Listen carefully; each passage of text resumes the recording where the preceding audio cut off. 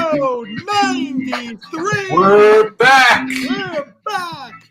Finally. Mike, the traveling monster, is back. I'm just gonna play the music loud, make it awkward. Woo! Play it all day. All right. Hello. Woohoo! KKFI, Kansas City. How you guys doing out there? VinandMikePodcast.com. Check it out. It's a good time to make a donation. It's the giving season, the holidays. Go on, buy a t-shirt. Know that your money is going to a charity.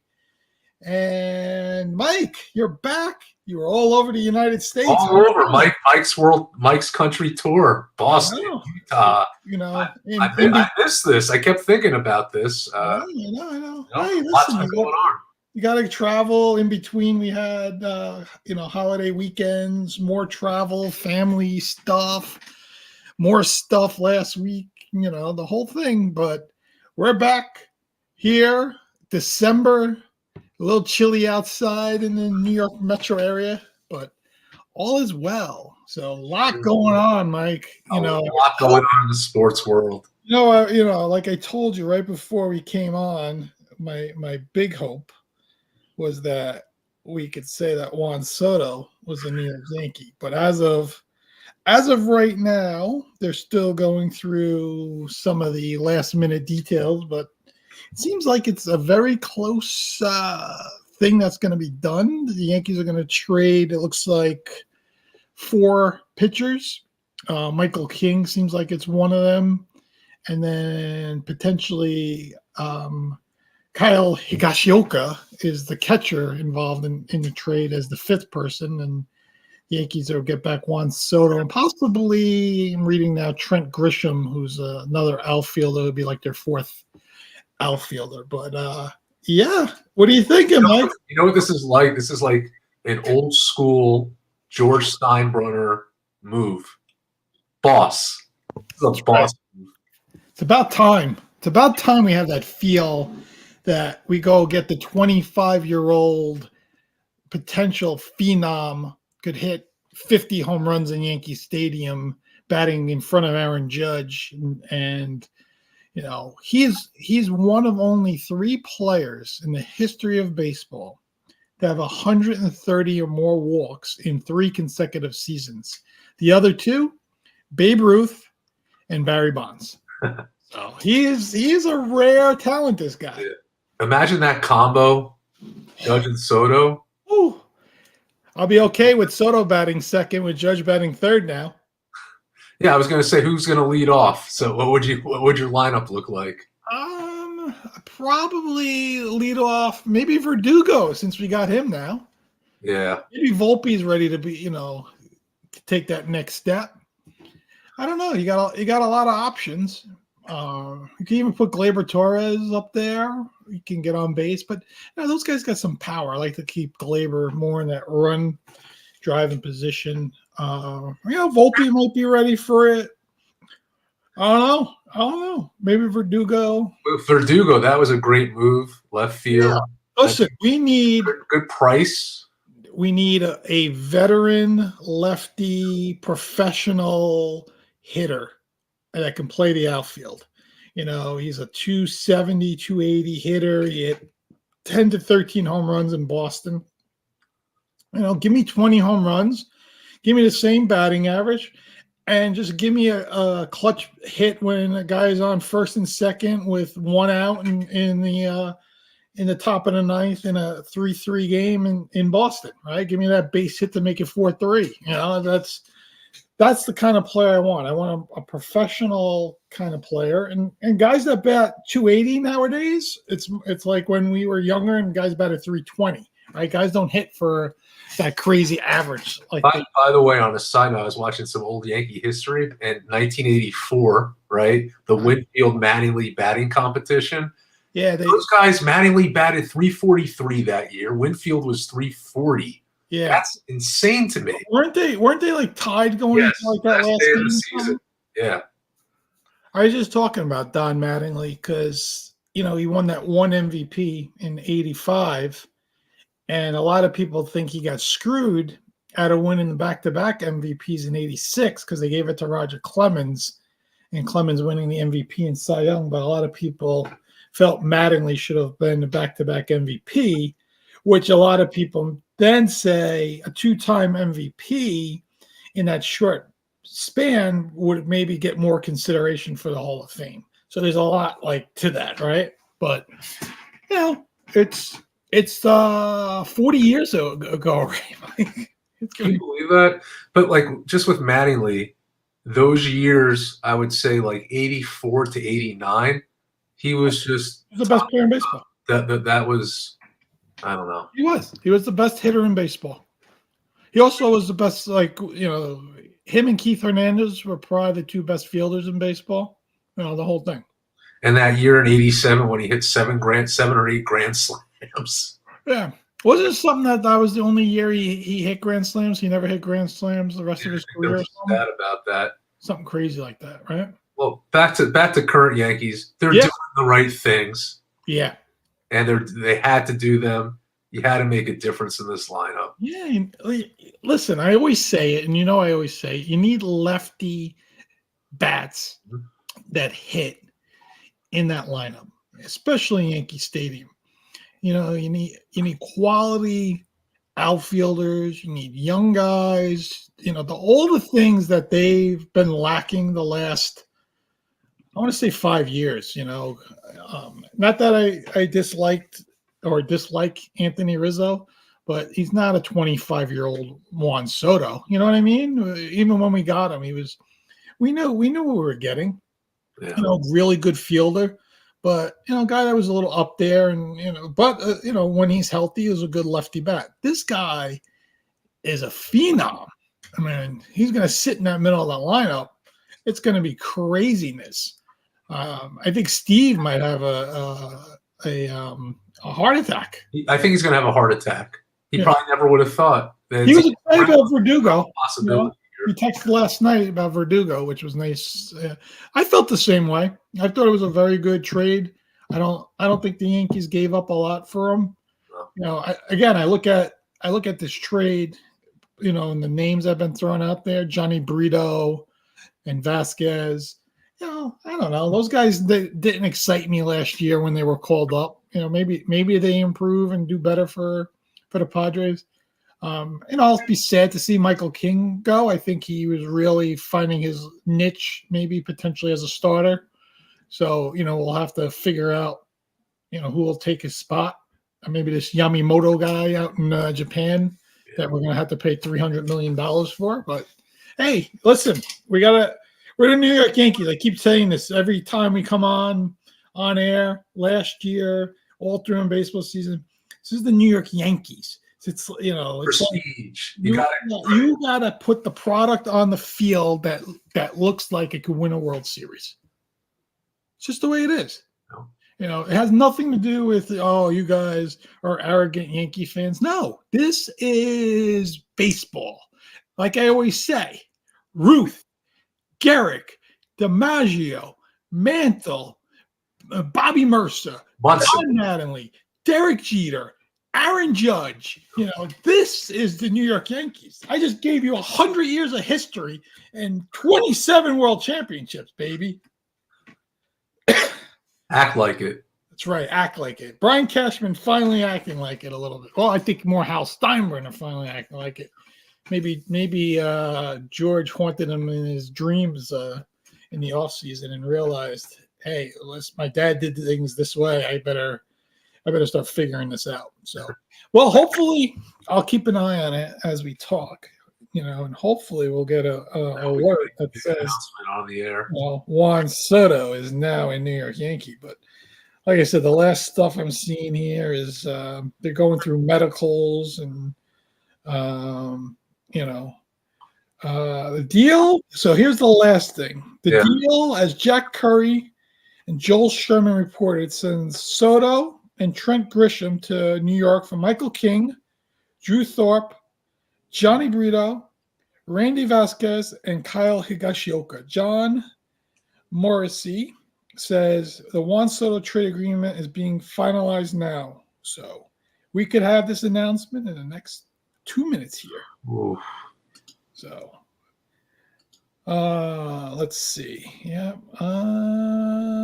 Yeah. And Alex Verdugo. So it looks like Juan Soto and Grisham will both be Yankees. We got our fourth outfielder. We got a now if we can trade Giancarlo Stanton, life will be like very nice. Who wants him? No one. There you go. He might have to stay. Who wants to pay a guy $30 million to bat 200 and play 32 out of 162 games? I know. I don't know. That guy. It's a shame that he just can't stay healthy. Because if he stays healthy, I think he hits 35 home runs minimum every year. He has the ability. So, all right. We'll come back to that. I want to jump right into it, Mike. When we were last on, we had Antoine Staley here from the New York Daily News, Jets beat reporter, talking about, why won't Salah make the move and try Boyle out or try Simeon out. Well, the last few weeks, they tried Boyle out. They tried Simeon out. They look like me and you out there playing football. So as of today, Zach Wilson was announced to be the starting quarterback again. He's back in there. Go ahead, Mike. What can I say? You know what I'm going to say. It's been a circus.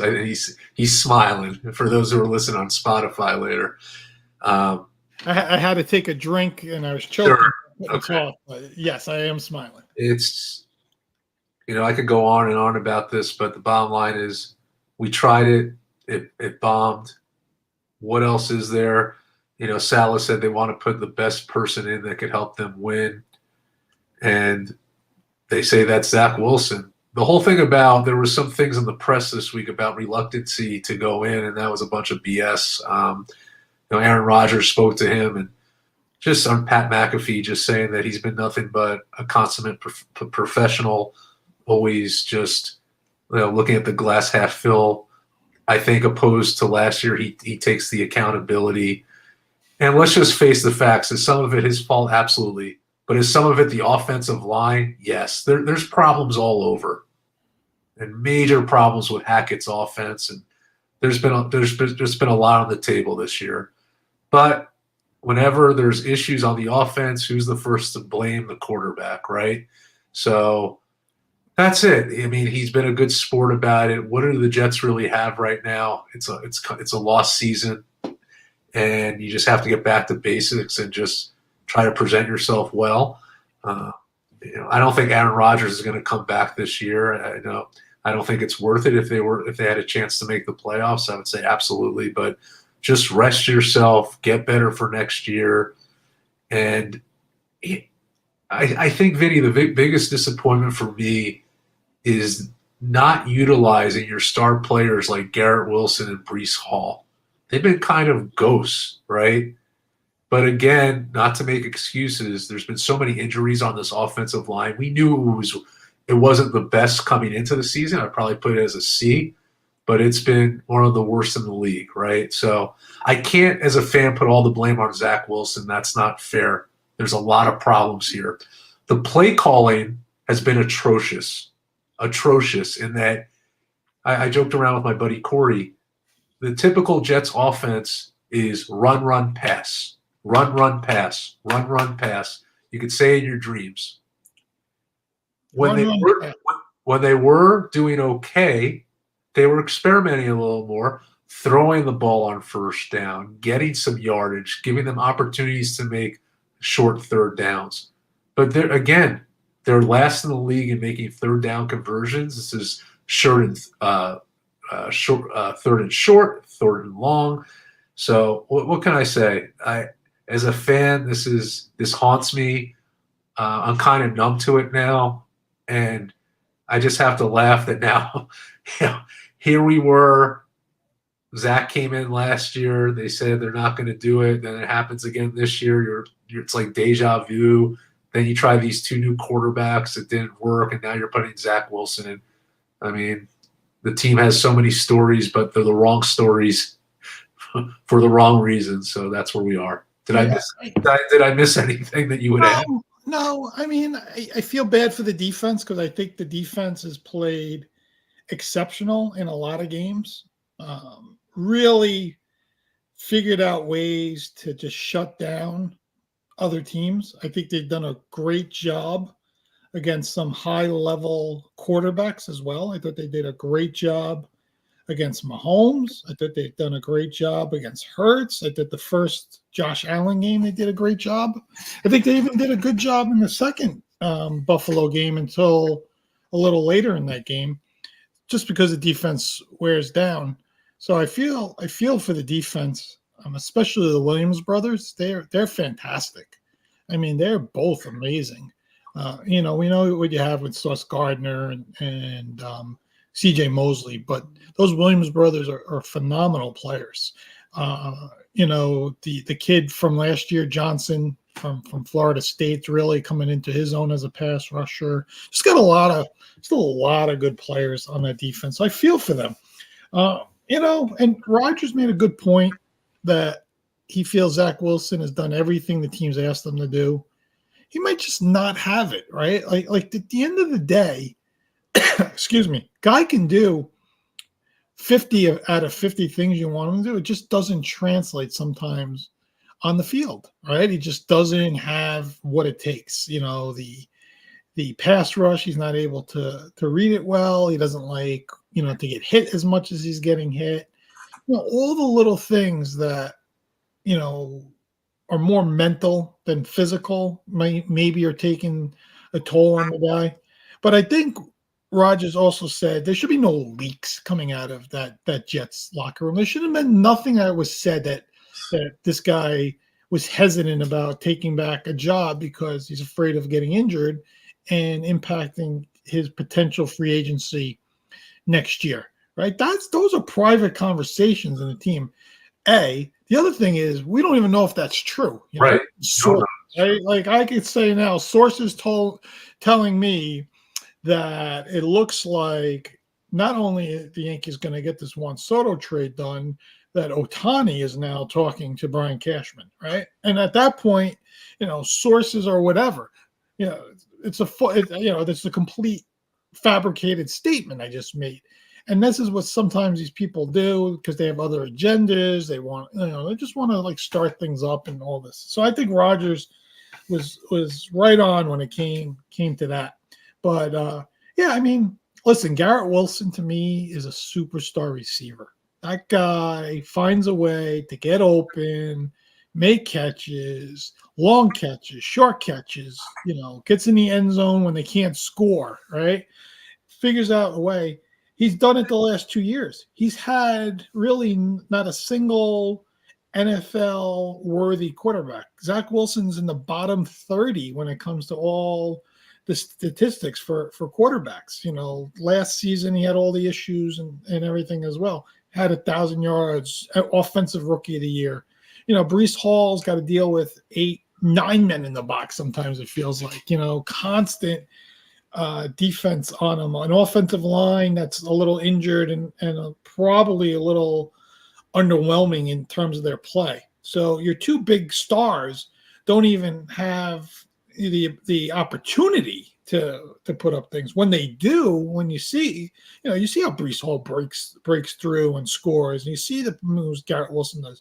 So the good thing is no matter what, Rodgers is coming back next year. I think you're going to get a pretty good draft pick, in this draft. Let me ask you this. Stop right there. For the draft pick this year, yeah, you agree with me that we 100% have to draft a QB? No. Why do you? Okay. Why do you want to draft someone that's not going to win you a Super Bowl next year? I'm talking about the future. You can't worry about the future with this team. You got to win next year. You can't listen. Wait, hold on. You need an offensive lineman. No, we do. Yes, 100%. Yeah. And I was torn between all, but listen, if you don't have the first pick, if you don't have Caleb Williams, who's marked as the next big superstar quarterback, then everybody else takes a step below. Why would you want to go down that pathway again and My, have this guy sit behind Rodgers for a year and then take over, and you don't know if he's going to be that guy. I listen, if you had the first overall pick, Caleb Williams, of course, you have to draft him. He'll be perfect to sit behind Rodgers. He's going to come in. He's projected to be, the next Peyton Manning, Tom Brady kind of quarterback. He's got that Pat Mahomes kind of way about him. He's a different level guy. Everybody else I see, like Mike Penix, Daniels, Bo Nix, these other guys, to me, I'm not sure. I guess I would want that offensive lineman, big tackle, number one guy, slot him in, and let's go win a Super Bowl. Listen, I love your logic. Just me, because I guess I keep having deja vu about this and putting. Yeah, you're laughing, but putting all this, put your eggs in one basket with Aaron Rodgers, and I want to believe like he wants this more than anything. I mean, his regimen to get healthy. I just can't see this again, where if God forbid, he's hurt or something happens, and then let me just finish, and then you have the right core again. You bring back the same players. But you're right. What are we missing? An offensive line. Agreed. And maybe you can get someone in a trade. Who knows? I just look at it as, we repeated last season. This is a repeat. Are we going to do that potentially again? But it's so hard to say. You understand where I'm coming from? Yeah. But I again, if Zach Wilson's out of the building next year, let's just say he's gone. Let's say they release him or trade him or whatever they do. There's no reason why you can't go out and get a veteran quarterback. That's what they should have done this year. So let's available that way then. Right. As long as they get So something. then you bring in someone that can manage the game, right? Like I don't know, Josh Dobbs, right? He's he can manage the game, maybe someone like that. I'm just saying. Okay. I want to win next year if I was a Jets fan, I want to win next year. I think we have a couple of really good core things in place: a defense, a running back, and a number one receiver. We can fill in the blanks in the other parts, other receivers, other things in free agency. But I want a young offensive lineman, stud kind of guy. I can't even tell you who it is. I haven't looked at any of the guys coming out, but there's got to be an Ohio State, an Alabama, right? One of these Michigan big offensive linemen that could just dominate for you and really protect your 40-year-old quarterback. Yeah. And then, maybe Becton gets better again next year. You got to just fill it all in. And you have a long draft. You could draft multiple linemen next year. Yeah. You could draft multiple receivers. You could draft a quarterback in the seventh round, Mr. Irrelevant, who's going to win a Super Bowl and the MVP. Mr. Brock Purdy. You could draft someone like that. It's not an exact science. Everybody's like, "Oh, why didn't we draft this guy?" And why didn't that? Listen, no one drafted Brock Purdy. Nobody. I know the 49ers got him last. They just took him because maybe they tried him out. But he went whatever amount of picks. None of the other 31 teams drafted that guy a couple of years ago. So it's not an exact science. I mean, that with Sam Darnold and Zach Wilson, and you can go through a lot of these guys draft. I mean, look at Trey Lance. Trey Lance is not even on the team that drafted him, number 3 overall, who traded first-round picks for him. He's gone. Like that. It's just crazy stuff. But I think what you have in place. You know who the core guys are, and you just got to fill around them. I understand you want a young quarterback that could be there for 10 years. I just think the way the Jets have done it so far, that's not the formula. Take your shot at Rodgers next year, and then figure it out in 2025. That's the way I look at it. So, were you shocked at any of the teams that are starting to make a run in the playoffs now? Are you shocked with the Houston Texans? Are you shocked with the Green Bay Packers? Are you shocked with the Rams, the Colts? I mean, there's all these teams that have all these second quarterbacks, young quarterbacks, first year starting quarterbacks. You look at the AFC after the top three teams. Jacksonville's probably not going to have Trevor Lawrence next week. I know that. So many injuries. Cleveland's got Joe Flacco. Yeah. Pittsburgh's running Trubisky on Thursday night. The Colts got Gardner Minshew.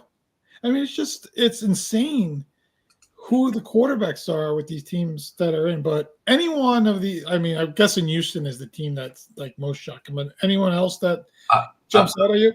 Yeah, the Green Bay Packers, because they started out so slow. And, I mean, Love has just been phenomenal.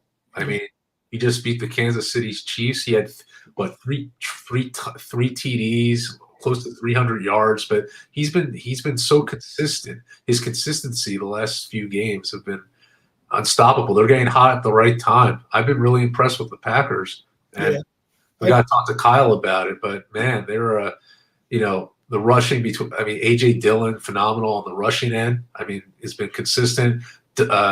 Romeo on the receiving end, and they beat a Kansas City team. So you just ask yourself now. I think the field is wide open. I think also, on the other side of it, look what San Francisco did to the Eagles. I don't think anyone expected that, Vinny. I don't think anyone expected that. But this is what the NFL is all about. Any given Sunday, right? Yeah. So I think a lot of these teams are clustered right now. There's teams that are making runs at the right times. There's teams that are kind of faltering a little bit, right? And then there's teams that you think, oh, are they really backing up, and they start making moves again. So it's been a lot of fun this season. I really don't think there's one dominant team. If we had to pick something right now, you have to pick 49ers right now. But who's that second team? It could be anybody. Agree? Yeah, I mean, like I always say, I think one of the hardest things to do in the NFL is to win on the road.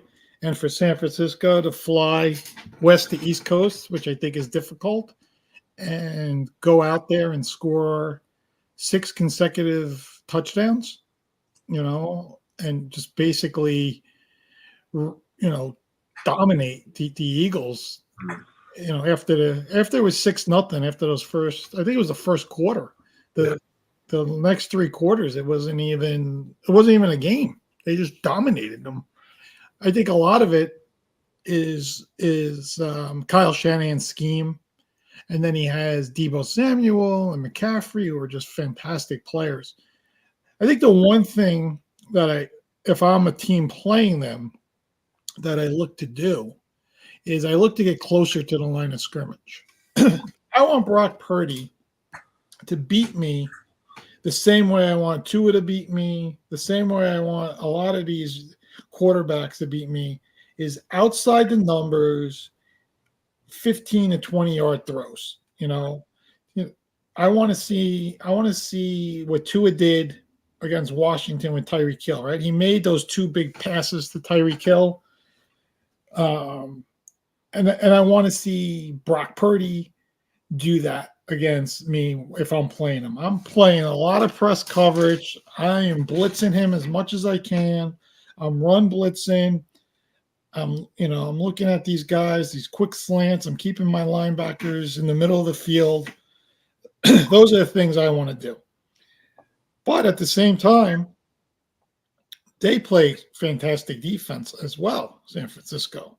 Yeah. So to me, they're right now the heavy favorite in the NFC. Only because you can't say if the Eagles get the 1 seed still, and you can't say, well, San Francisco's not going to go out there and beat them. Well, they already did. So there is an opportunity for that to still happen. And let's think about this. That would get the 1 seed. This is a team, San Francisco, that lost 3 straight this year. And that's what I'm talking about. Yeah. The peaks and valleys and what's happened this year in this NFL. But again, you remember they lost those 3.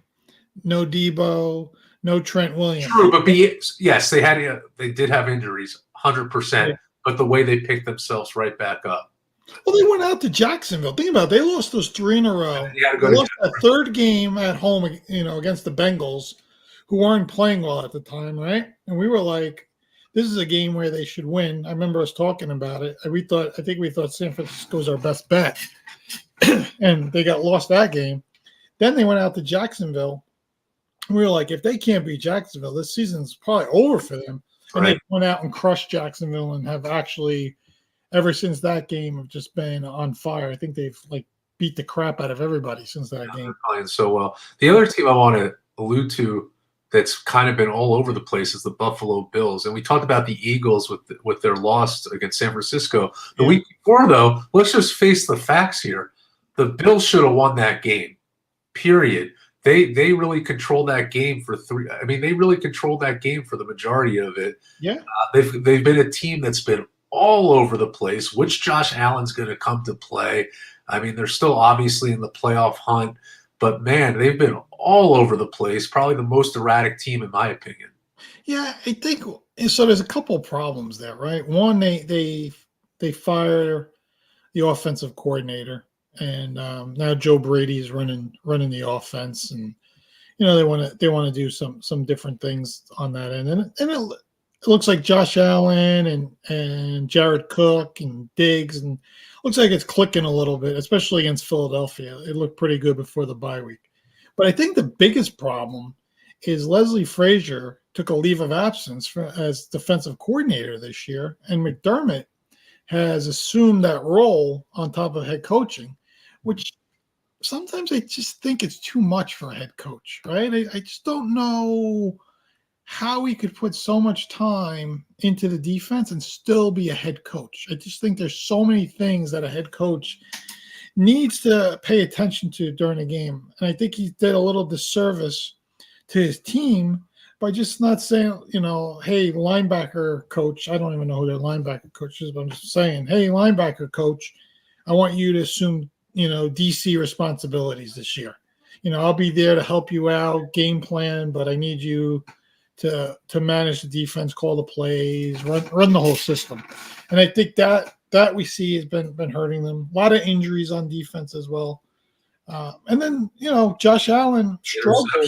He struggled in certain parts of the game, but their biggest problem now is they're coming off a bye week, going to Kansas City after Kansas City got embarrassed on Monday Night Football, right?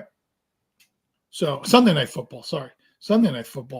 So, I mean, that to me is a big problem. They're 6-6. They're potentially 6-7 is definitely could definitely happen. And at that point, you're done. Yeah. The one team that we didn't really discuss in this pile is the Denver Broncos. I mean, they just lost to the Texans, yes, but I mean, aside from that, they've been a team that they lost. Remember they lost to Miami by 50? They gave up 70 points. I mean so I think they're a team that's kind of under the radar right now. I think there obviously some inconsistencies, but they've been playing a lot better. They beat a Bills team. I mean, they beat the Vikings, and they beat the Browns, and they won 3 straight before they lost to the Texans. So we'll see how they do against the Chargers this week. But they've been really impressive. They were going nowhere, so I think they've made quite a run, and they've been someone to look at for sure. I think Russell Wilson and Sean Payton have gotten it maybe together a little bit. I still don't think Russell's putting up that great of numbers and all that stuff, but they've figured it out. Their defense has definitely improved after that 70-point debacle. They've definitely gotten a lot better and played a lot better defense and all that. But it's funny how you said that, because I think they were 1-4, 1-5, something like that, and we thought they were going to trade everybody, and there was rumors they were looking to trade Jerry Jeudy and Cortland Sutton. They cut Frank Clark and Randy Gregory earlier than that, so it looked like they were going to dump everybody. There were even talk of Russell Wilson maybe getting traded and all this stuff, and now here they are, 6-6, right in the middle of it. But you know, a tough loss to Houston on their end as well. That was another crazy game. Yeah. But Speaking of I tough, like that CJ, man. huh? Say that, Vinny? I didn't hear you. CJ Stroud. Oh, yeah. He's just unbelievable. Yeah. I was saying, speaking of tough losses, the Seattle Seahawks and what they had to endure. Great game against the Cowboys. I mean, they really played them end to end. But think about their schedule. They've lost 3 straight now: Rams, 49ers, and Cowboys. And guess who they have to play again this week? Yep, San Fran. 49ers. So it does not get easier for them. And then they play the Eagles. So I think that's insane. Well, if you remember, you know, they were the one team I thought was going to take a step back this year because I remember they had a very tough schedule towards the end of the season, and this is where we're at right now. And they have very losable games right now on that schedule. So we'll see. I think Gino's still been better than I thought he would be. You know, I thought he would take a step back because teams would have more video on him, and you know he's been around a long time. It's not like he's going to continue to improve on what he did last year. He's going to basically stay status quo, and teams will try to figure it out. But I think he's done a good enough job. He did a great job against Dallas. There was a number. He had the highest pass rush against him, but he also had the fastest him getting rid of the ball in the same game. So he really didn't get sacked because even though these guys were bearing down on him, he was getting rid of the ball. And I think he showed maybe a little weakness in Dallas that if you take some shots over the top, that their secondary doesn't play the deep ball as well as you think they do. You know, they scored a lot of points against Dallas in Dallas. Yeah. A lot, you know. Maybe Dallas didn't take it as serious as they should have. I don't know. But Dallas can't let Jalen Hurts throw those passes over the top to A.J. Brown because A.J. Brown will have the same game that DK Metcalf had. He'll have a 3-touchdown, game. So you just can't let that happen. Yeah. But I tell you, I can't wait to see this Eagles Cowboys game. I think it's just a fantastic game coming up. I think it's the best game of the weekend. It's going to be very interesting to see if the Eagles bounce back. Yep. Let's see where Dak Prescott is. We always talk about Dak not being able to step up in these big games. I think he's done a great job since the San Francisco loss. I think he's played well in every other game since then. So let's see if he can continue that and be able to actually beat this Eagles team and put his team as the potential one or at least win the NFC East. Yeah.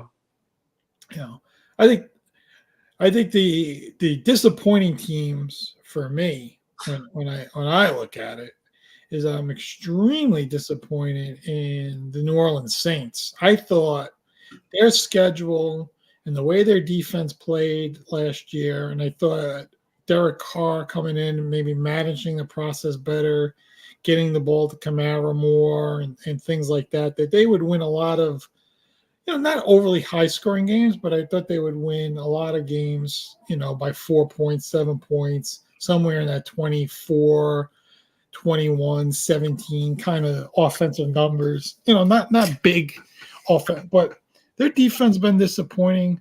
Carr, like I told you, Mike, he just figures a way not to play well. He's just very frustrating. He's a frustrating guy to watch play football. Because there's times he looks like he's going to be, Tom Brady, and then the next thing he's looking like he should be not be in the NFL. So, but he's taken a beating back there too. I think he's been concussed multiple times and all this stuff. So the Saints have been very, very disappointing to me when I looked at a team that I thought was going to win the division and make the playoffs. So. I don't know I know you said the Bills to you were one of those teams. I don't know if any, you know, Oh, I said that the Bills were going to falter this year, but I didn't. this is a cliff. But this is a cliff dive, and I think everyone, including myself, was thinking potential Super Bowl bid this year. But they've had a lot of problems, and also the going back to Josh Allen, the interception issue. It's been terrible. Yeah. I mean, he's throwing at least one a game, and something's just way off from last year and what they had in the momentum. So I'm very surprised they're at 500 right now, and I don't know. They've been a disappointment. I gotta tell you, Vinny, your Raiders. They played so well at home, 4-2 this year. They've just been a terrible away team at 1-5, but 5-7. I mean, if you look at that division, right? I mean, second place is the Broncos at 6-6. I mean, the Raiders are kind of right there. You got to be. I mean, with the expectations going in and what you've seen, you have to be happy, right? Yeah, I mean, I want to see them win this weekend. Coming off the bye. I know Minnesota's coming off the bye as well, but I think they're good enough to play against this Minnesota team. I think Aiden O'Connell is done very well. I mean, he's a rookie quarterback. I think he's done a good job, especially getting the ball to Devontae Adams. Pierce is really reinvigorated Josh Jacobs. He's played much better than when Josh McDaniels was there. There's a lot more confidence he has in himself. He says he has more input in the game plan and how to be utilized, which he likes. I think Pierce has just told him, listen, we're going out here. We're going to play. We're going to have fun. We're playing football like we did as kids, and I want to see guys having a good time and coming into this locker room and this to be excited about being here. They cut Marcus Peters because I think he was a guy that just wasn't good for the culture in the locker room. Not saying anything bad that he's done. I just think they were looking at guys, like I said, they're looking at guys to have fun, guys that can continue to take those next steps. Everyone needs to be Max Crosby on that team, right? You need to go play and have a good time and play with big motives. Play like Devontae Adams. That's the kind of stuff I want to see. But I want to see them win games they need to win now. Go 9-8 and at least be in the conversation. With 2 weeks to go, that you potentially could be a playoff team, right?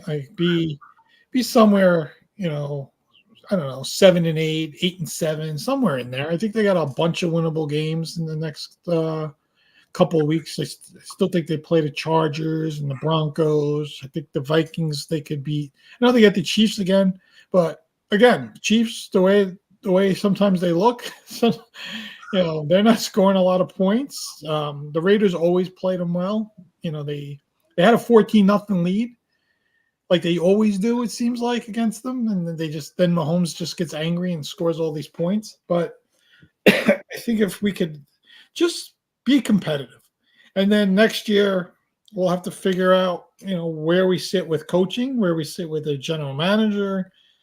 I was telling our good friend Anthony, who's a Bears fan, I wouldn't mind the Raiders trading for Justin Fields. I wouldn't mind giving up a second-round pick for Justin Fields, especially if the Bears are going to have that Panthers #1 overall pick, like we've talked about, and Caleb Williams is the guy, and he's supposed to be the guy. Yeah, I would trade Justin Fields if I'm the Bears. Not saying that Justin Fields is not an NFL quarterback. I think he is. I think he does a lot of good things. That's why I would like to see even the Raiders, go after him. Yeah. And that's the kind of guy, if Aaron Rodgers wasn't coming back, you'd probably say, hey, this could be a guy for us for the next 10 years. Yeah. So, but we'll see how that all plays out. But yeah, you were right. I tell you, before they fired McDaniels, it was just like, oh my God. It was like a breath of fresh air, right? Yeah, they needed to do that.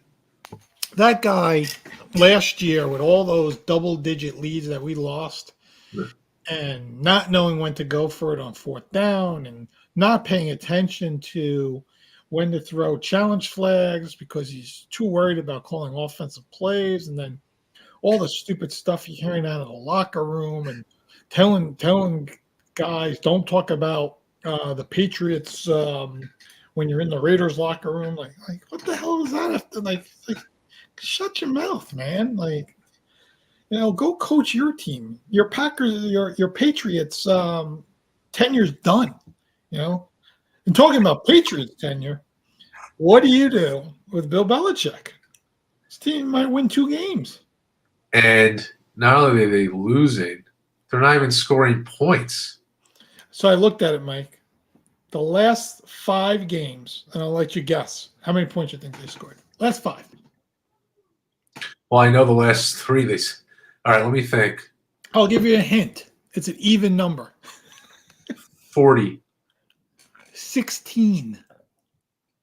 Wait a second. They're averaging 3 points a game their last 5 games. I didn't realize it was that bad.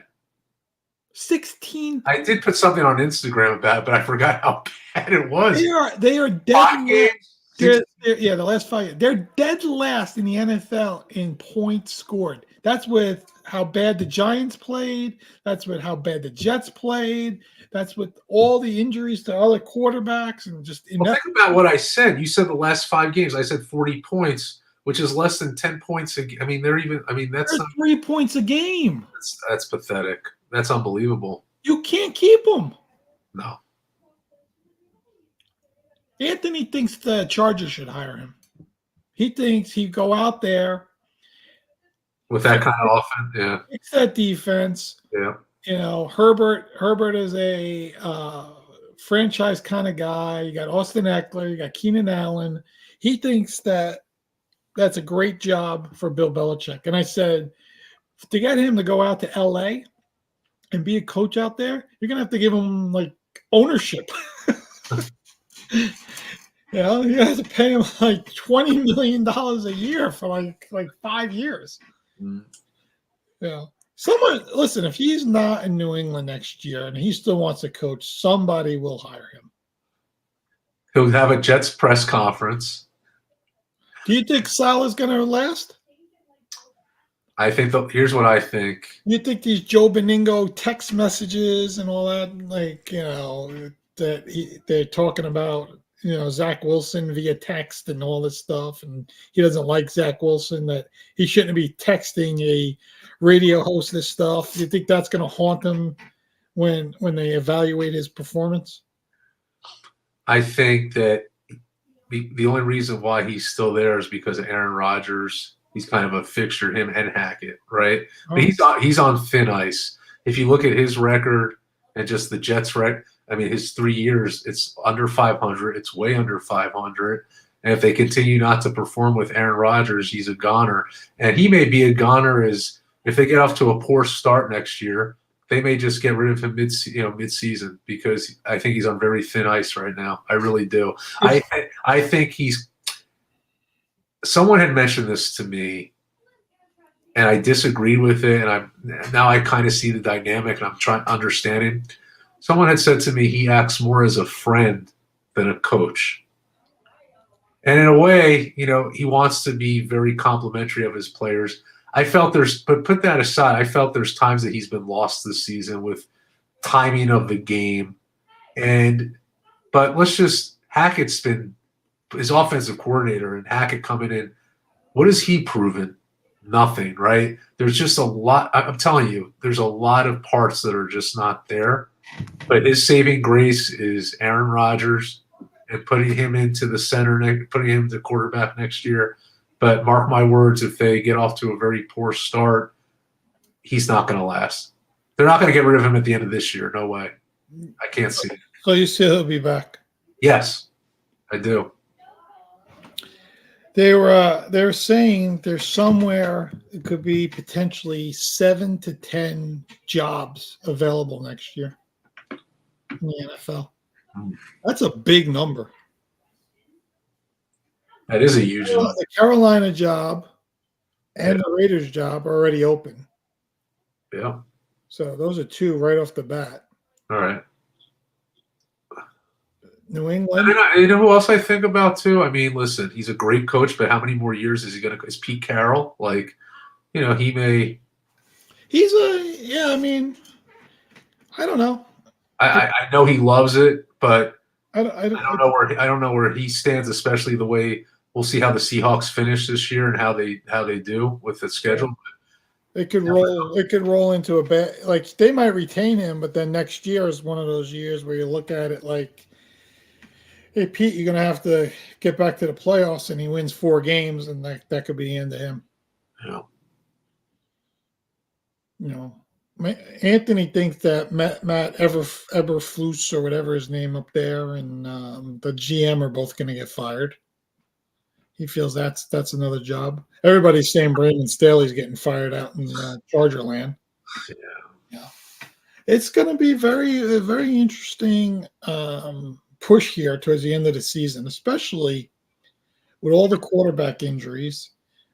How top heavy is the NFC?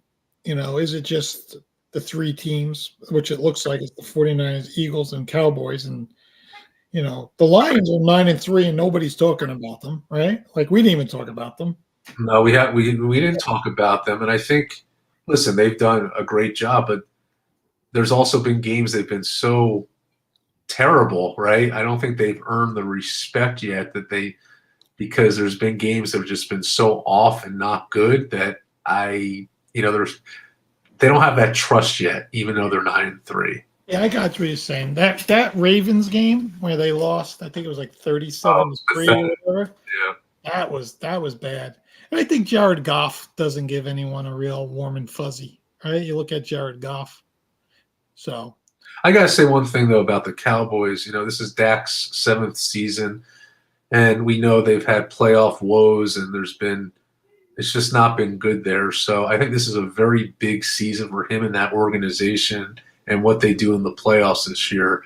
Because if they lose in the first round again, I don't know if he's going to be in Dallas next year. I don't think it's possible. I think they have to make some kind of run this year to make it worthwhile. There's been so much mediocrity there, and he's had a good season, but what do people remember? They don't remember regular season. They remember playoffs. That's what people remember. So that's what he's going to be judged for, and we'll have to see that. I think the home field advantage is so crucial, and then with the Eagles there, that's why these games are so important, right? So we'll see. It's I agree with you. I think if they're not in the NFC Championship, they don't have to win it. But if they're not in that game, I think you're going to have to evaluate what they're doing. Yeah. Because let's just say they're a 5 seed, you know, and they play Atlanta in the first round, who's barely going to be a 500 team, you know, making it. It's a game they need to win, right? Go in Atlanta, win. Then after that, they potentially have to go to San Francisco, Detroit, or Philadelphia, you know, and then they have to win that to get to the NFC Championship, and then have to go probably to one of those 3 teams in the NFC Championship.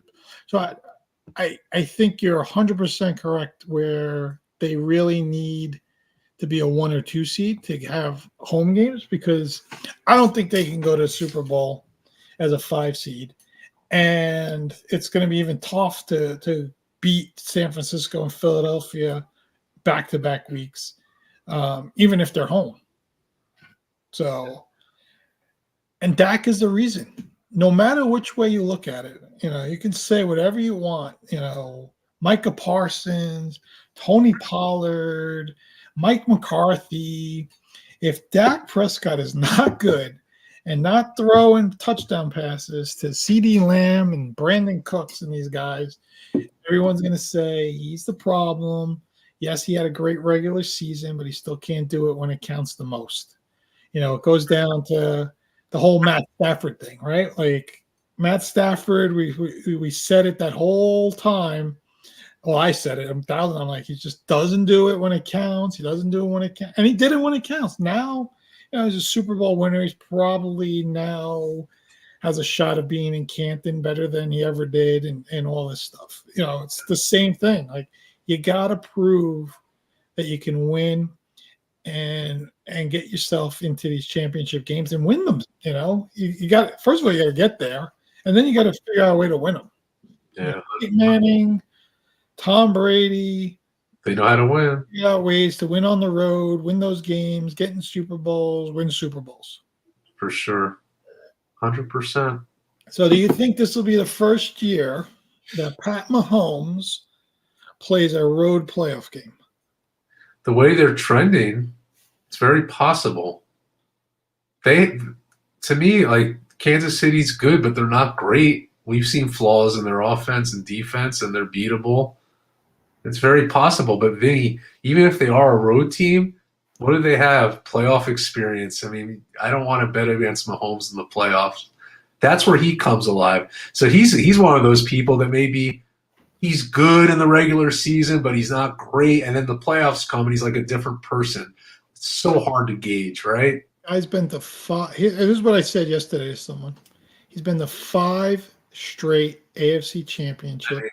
He's been to 3 Super Bowls in those 5, and he's won 2 of those 3 Super Bowls. Yeah. And he's 28 years old. He's got a whole career left. He's a Hall of Famer if he walked away from the game today. I know. You know, he's a regular season, I think once or twice he won the MVP in the regular season.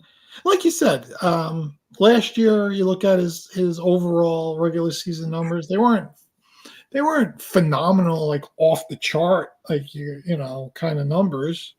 You know, he hasn't had off the chart numbers since he threw, I think, that 50 touchdowns a couple of years ago. But they're great numbers. But when it comes to playoffs and all this other stuff, the guy is just unbelievable. You know, and you know he's probably got the best coach in football right now. You know, Andy Reid just is the all-time wins leader for the Chiefs and for the Eagles. What a stat! The only guy that's got the most head coaching wins for 2 different organizations. That's a great stat. That's That guy wins. Think about it. They win 12, 13 games every season. That's coaching. You know, they're probably, as long as he wants to stay around, he could potentially break the record for most wins by a head coach. But I don't know if he's going to stay around that long. Yeah. We'll see how it goes. We'll see. I looked. Juan Soto is still not official. I'm hoping it is December 6th. I'm saying this because, you know, it'll be recorded and someone will. You know what's going to happen, like, as soon as we get off in like a minute. I'm just going to let us know. It's December 6th at 5:57 p.m. Eastern time. And right now, Juan Soto is not officially a New York Yankee. The trade has not been done officially, as far as I can see. Let me just double check here. There you go. Let me look at John Heyman, because he'll be someone that would announce it. John Heyman has not said nothing. Let me just look at ESPN real quick. This should be breaking all over the freaking site. And it's not even loading because everybody's going there.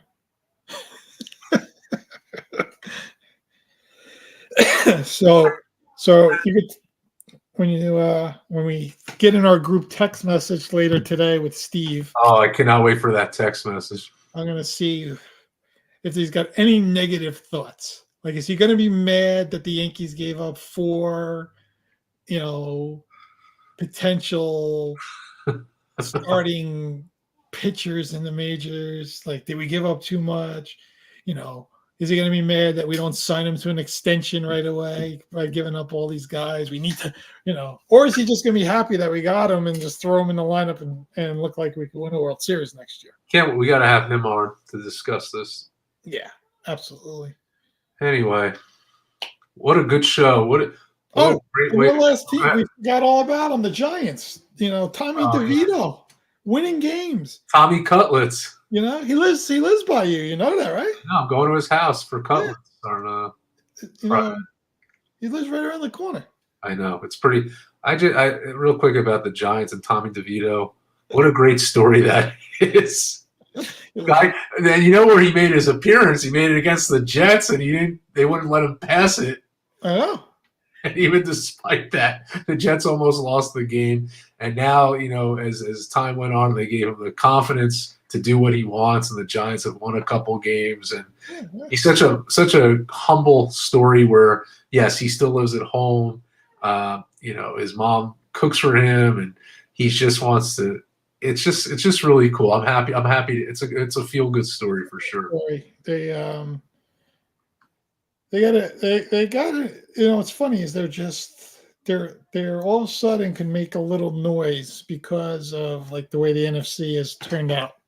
Yeah. If they could figure out how to win another game or two here, I think people will be a little more excited. For the Giants at this point. I know a lot of Giant fans wanted them to go the other way because they wanted a big time quarterback. But like I said, it's not a sure thing, right? We don't even know if Caleb Williams is really a sure thing. The last big time quarterback that was supposed to, take over the world is Trevor Lawrence. And I haven't seen it yet. You're right. I haven't seen it yet.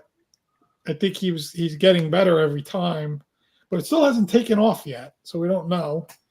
So you never know. You never know.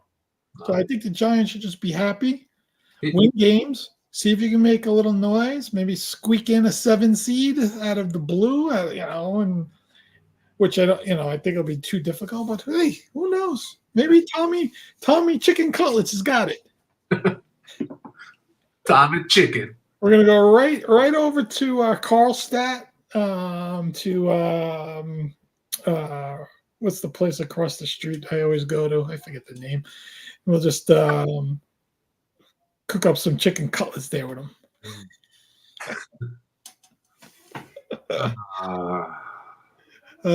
Yeah, I mean, listen, the Giants, Barkley is really the main guy there. Remember at the beginning of the season, they weren't even sure if they're going to thank God they did resign him. Remember that? Remember that whole everyone's killing Thibodeau, and I think he's had a good year. You can't expect these guys to have a sack or 2 sacks every game. Yeah. Nobody in the NFL has 25, 30 sacks. Even the best pass rushers don't do it. Yeah. I think sometimes expectations are just like off the chart for some guys. Yes. I get it that he was a high draft pick, but listen, it's 17 games now. It's not even 16. It's a lot of football. Let these guys play a little bit and see what you got. I think he's had a pretty decent year when you look at it.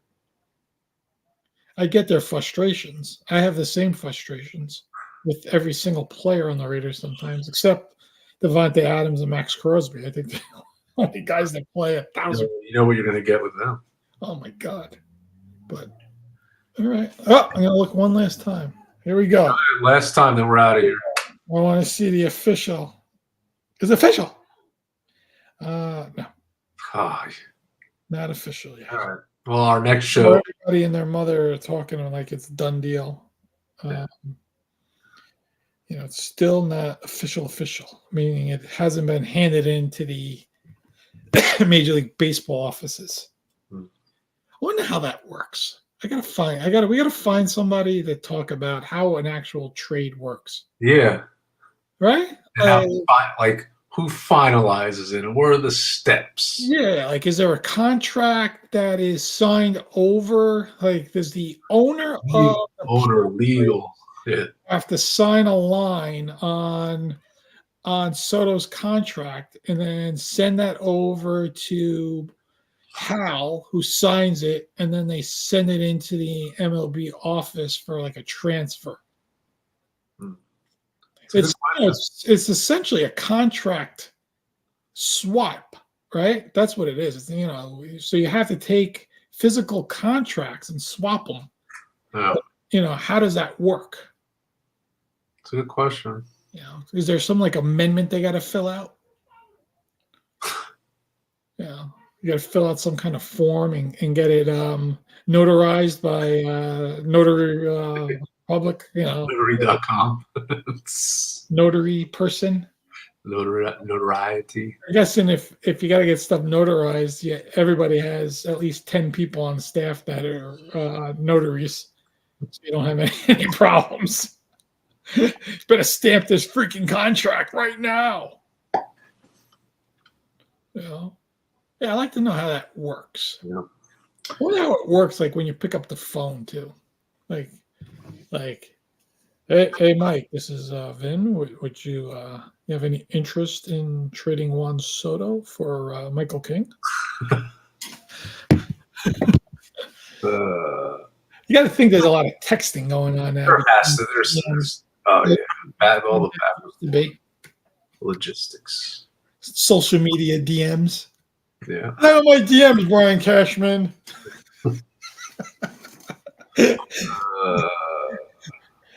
Get out. Get out of here. All right, Mike. Here we go. Pick your two teams. Go. Super Bowl. San Francisco. Yeah. Oh man, the AFC is so all over the place. It's a mess. Oh man, I'll go Ravens. Yeah, that's what I'm going. I'll go Ravens because I looked at trend. On what's today? Today's Wednesday. On Monday, if you parlayed them to win both conferences, you get plus 1,100. Not a bet. That's pretty damn good. Maybe we should do that. That was as of Monday. It could have changed. It could have. That's probably still right up there, maybe plus 1,000 now. Yeah. Well, either way, it's still a nice hit. Nice little hit. Sure. You know, especially you who's going to put 5,000 on it. Daddy needs a new heater. Daddy needs a new heat in this house. I want to take my hat off. It's a little chilly in here. I want to play. I got to play craps with you sometime. Yeah. Imagine. 3 beers in, we're playing craps. It'd be so much fun. Nothing like a good, fun casino night. They are the best, honestly. When you have a good group of people and you're at a table with your friends, there's nothing like it. Crazy how the hours go by too, right? Well, you don't even know what time it is. No idea. And they won't let you look at your phone when you're sitting at the table. Nope. Right? You have to like get up and look. Oxygen is pouring in. No windows. No windows. Slot machine noises. The drinks are pouring in. The lights and it's. I'm telling you, I wish I did I wish when I was in college I did like a thesis on it because it's so damn interesting to me because just the people what goes into designing the casino, the strategic, like it's just where they put the slot machine, the loudest ones, the noises, the different tables, the alcohol consumption. Yeah, where the bars are, right? Yeah. All that stuff. And now, even with back in the day with slot machines, you would actually have to put in quarters and all that. Oh, I remember that. Just everything is digital, right? And that's it. Remember, like throwing like $20 into a slot, and then you'd hit for let's just say 100, and you cash it out, and all those coins would come out, and you have buckets of coins, and those coins were for some reason just filthy, and your hands would be filthy just trying to go cash $100. Yeah, you had buckets of freaking coins, buckets. Speaking of casinos, shout out to our friend Anthony Marino. Vinny met him a couple weeks ago, and he left for Vegas yesterday for his brother's 30th birthday. And nice. Anthony lives for blackjack, so we wish him the best. Yeah, of course. He's back a winner. Yeah, double downs and 21s. The best. That's what you always ask for. Give me my double downs and give me my 21s. Hell yeah. Just for everybody out there, just, if the dealer has a 4, 5, or 6 and you have anything less than a 7, actually anything less than anything, I'm sorry. If the dealer has 4, 5, or 6 Yeah. Anything 12 or greater, you stay. Oh yeah. You know, you get these people sometimes, man. They think they got a 12 that they're supposed to hit. The worst. And always split aces and eights. Always. And always double down on 11s. With a 10 and the dealer showing a 10, I don't know. If you ever Yeah, I would not do that with a 10. you know, you might not want to. You could double down on a 10. Unless you're feeling it. Yeah, you think you're gonna pull an ace. But the other thing that people should know too, just some black, when you have a soft, like, when you have, it's called a soft ace. So you have like an ace 4, ace 5, ace 6. Right. And then if a dealer has 3, 4, 5, or 6, you should always double on that. Absolutely. It's a free card because the worst that happens, like, yeah, you get some shit card, but you're thinking in your mind they're going to go over anyway. But at least double your money. People don't even realize that. That should be done all the time. Yeah. That's a free card, and you're hoping, yeah, you have like ace 6 or you have like ace 5, 6. You hope you draw a 5, right? Yeah. But if you don't, you get something you have to. But you're thinking with that, they'll still go over. You got to play it like that. Yeah. You hope you get lucky. Like that. You hope you get lucky, get a low card, and you took that low card away from the dealer who just flipped over a 14 and then just pulled a 10. Yeah. Which, if you didn't take that double down and you pulled a 5 and the same 14, you just gave the dealer 19. Yeah. So I think one of the hardest plays is when you have 12 and the dealer has 2. I've always struggled with that. they say to hit. I still struggle with it, but to your point there, as I got older, I hit more. I'm a little less conservative with that because, you pull a 10, it's likely, but if you pull anything else, you have a chance, and you should go for it. So Yeah, they say to hit. I don't know. I like to stay sometimes. I like to hit sometimes. yeah, well, if we could relive Virginia, I would go every time. Good old Virginia. Hey, by the way, did you see that house blow up in Arlington? No, If you get a chance, watch the news. it just blew up. These cops are going in on like a search warrant, and the guy just blew the house up. Yeah. I was like, oh, Arlington. I've been there more times than I thought I would be. I know, right? It's a nice city. Nice city. Arlington, Virginia. Much different than Washington, D.C., which is right across the river there. Yeah. So, all right, Mike. Great show. See, we went longer, but we haven't been done an episode on the air in in 3 months. weeks, and we missed you all and appreciate it. We're inching towards that 100th episode. We will get there in the new year. Yeah, slowly got there. Slowly getting there. It's exciting. A very busy 2023 for myself and Mike in other things. So sometimes we can't get to the podcast as consistently as we like. If it was up to us, we would do it 2, sometimes 3 days a week, especially during football, because we could talk about so much stuff. But life has these curveballs, and we have to do other things, and it's just the way it is. So, but we're happy to do this. We're going to continue doing it as long as we can, and we're coming up very close to year 2, right? I don't know the exact date that we started. It was somewhere in January. You're gonna have to look up the archive. I'll look up the archive. It was with our buddy Maz. So yeah, I think it was about somewhere in January. I know it was during the Rams-Bengals run. Somewhere in mid-Jan. That was, real quick, to start a podcast during that time with that playoff was amazing. Remember That Bills Chiefs game was one of the greatest games I've ever seen. Remember, every game got better. Like every divisional game got better. I know. It was a great time. It could have been a better time to start a podcast. That was fantastic.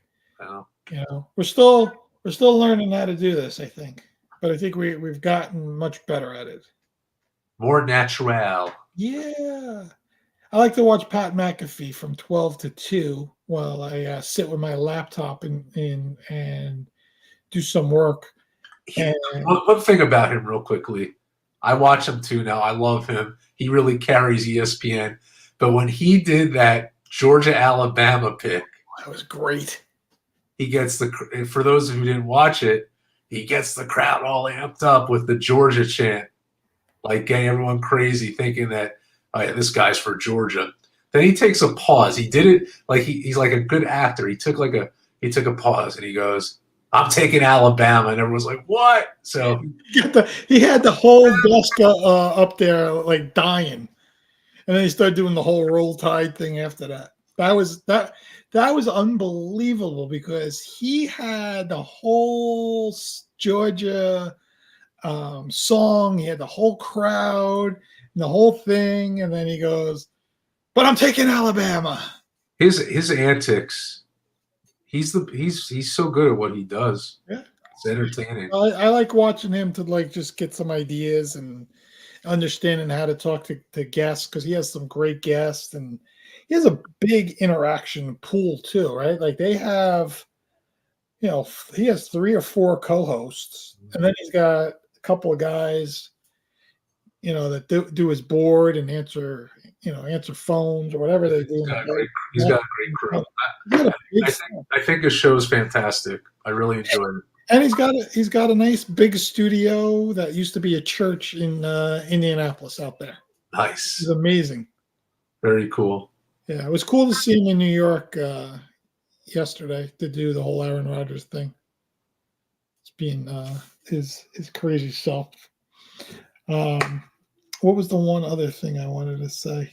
Are you upset that Florida State didn't get in, or you don't care? No, I'm not going to say I don't care. Listen, we know. I mean, we're more pro football, but it was very interesting to watch because Florida State was undefeated, and there's been so much, emotion about this. I think the bottom line, though, and I think this is changing in 2025, that they're going to expand the playoff teams. Yeah. Because that's a big problem. Because I think, to me, I think the team that got screwed over more than Florida State was Georgia. I mean, they were number one throughout the season. They did lose to Alabama, but then they don't make the playoff even, right? So it's just interesting. But that just proves right there, because the teams are so close, right, that to have just 4 teams is so difficult. It's a very weird dynamic with Alabama every year because you look at every season that they lose one game, they usually lose it early in the season, right? They'll be like 2-0, go 2-1, something like that, and then just win out and beat all these other teams, and then find themselves, in the Final Four or in a national championship. However, it used to work. That's just the way it rolls with them. Like roll tide, they just literally the same thing. Because if Georgia, let's just say, lost to Alabama in week 3, and then beat all these other teams, and then won the SEC championship, they probably would be in there and not Alabama. Yeah. And the other thing with Florida State, for those who don't know, their quarterback Jordan Travis was hurt. So they said when the committee was picking, that was a big part of that, saying that they weren't the same team. Yeah, it's not fair. But I don't think that I agree with you that you can't look at injuries. You have to look at performance, right? And then you look at schedule difficulty. But this is an undefeated team, right? So, Alabama, right? And I think a lot of it is you look at Alabama and who their coach is and where they rank and SEC and all this. But that's why you have to look at it and say, man, that 5th and 6th team, they should have an opportunity too, and they should have a playoff. And that's it. I think that's what has to happen. And it is happening in 2025, it looks like. But it could have. I wish it happened sooner so these teams could really have an opportunity because they deserve it. Yeah, it's It's some crazy stuff the way that this whole bowl thing goes down, but it's good that they're going But to. think about it. Years ago, it just used to be 2 teams. It would be the top two. That's it. Then Washington playing Michigan in the national championship. We would have had no Alabama, no Texas, no one. Yeah. And even Florida State probably would have gotten screwed even then, because there would have been undefeated Michigan playing undefeated Washington, and the Florida State would have been like, But that's what I'm saying about Georgia, though. Yes, they lost to an 8th ranked out, but that was their first loss of the year. yeah. I know it came at but that's what you said, Vinny. You look at the context of the season. Yeah. If Georgia would have lost the game at the beginning of the season, that would have been, they probably would have made it. But it's the way they lost at the end, and that's what's in their mind most recently. So they said goodbye to a team that was number one throughout the season because they lost one game. Yeah, that's and the SEC championship, right? And think about it, they put Alabama in there, who threw up a prayer 4th and goal, like 37 yards out for a touchdown, the week before against Auburn, and they don't discount that as they should probably knock them down or wrong and not brought them up. Yeah. Right? You barely won that game. I know. But they don't count that. And then Texas, got the third, had to get the 3 seed because they beat Alabama. You can't put Alabama above them. No. That's the problem, right? So you can't put Alabama above Texas because Texas beat them. You can't put Georgia above Alabama because Alabama beat Georgia. But like you said, that's Georgia's only loss all year. And how do you drop them to 6 from 1? It's like Ohio State too. Ohio State, they're only Ohio State, Michigan. Yeah. Why can't they come back up there? Michigan's the number 1 team. Why couldn't they move up? But like you said, this will all be resolved. 12 teams. It'll be a very interesting playoff series dynamic. Do you see the NCAA might be allowed to do name, image, likeness, nil contracts now with their players.